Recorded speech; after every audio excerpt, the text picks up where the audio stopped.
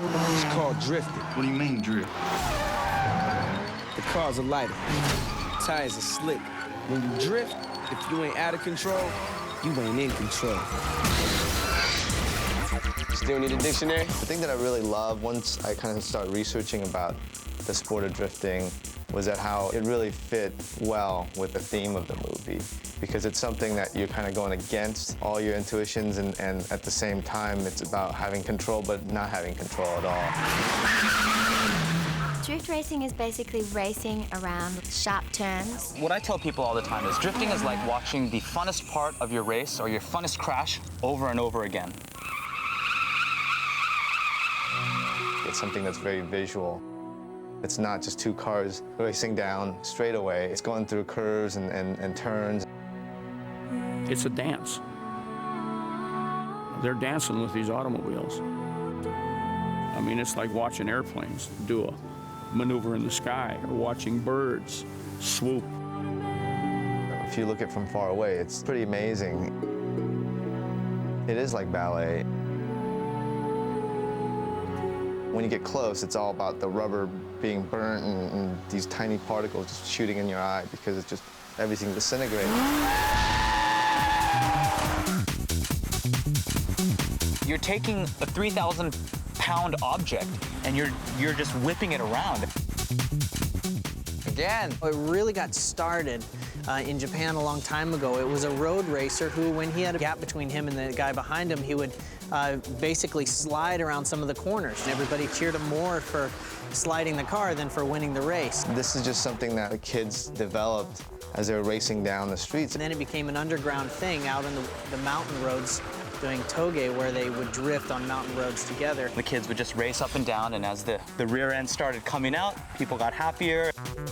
You're right on the edge of adhesion from the tires, from your own personal control, and the amount of grip that the car will give you. Aside from the speed, the style of it, the visual style of it, became a big part of the drifting world. Let the steering wheel spin, grab it, go the other way, grab it, and it's just all about accelerator control, and it's just very fluid. The first drifters invented drifting out here in the mountains by feeling it. So feel it. In the U.S., it's really a big show. You know, you're going out there and you're demonstrating car control at huge speeds with precision.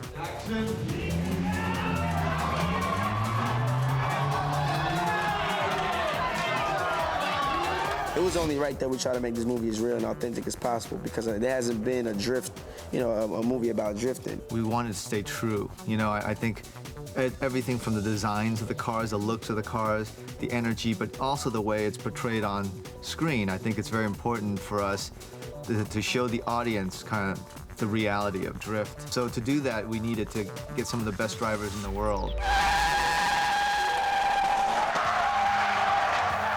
Hi, Samuel Hubinet. I'm a double for Han in the Fast and Furious 3. My name's Tanner Faust, and I double DK Drift King.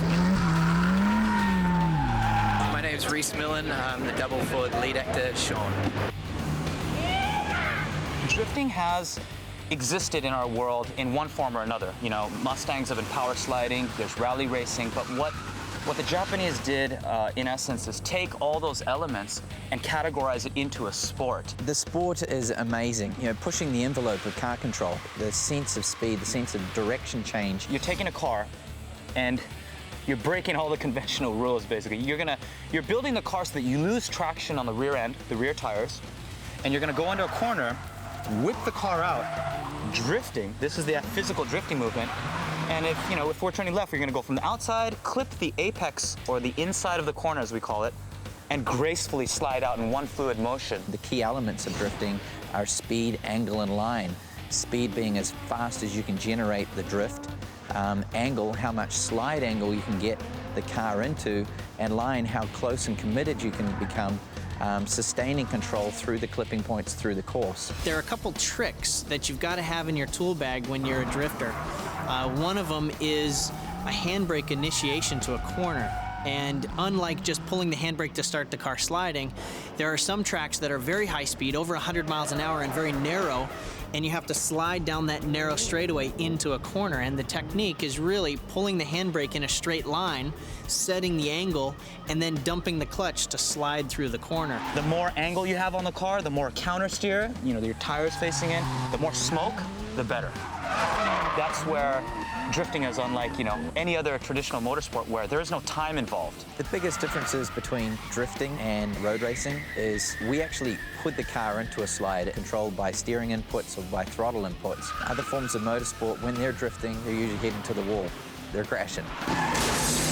We do use GPS sensors on the front and the rear of the car to measure angle. So some of the pro cars, we clock at about 97 miles an hour at 48 degrees coming into a bank, it's incredible. Way cool.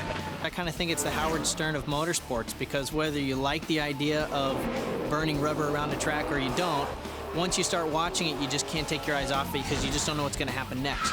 Something is going to happen and it's going to be big, so you better keep your eyes on it.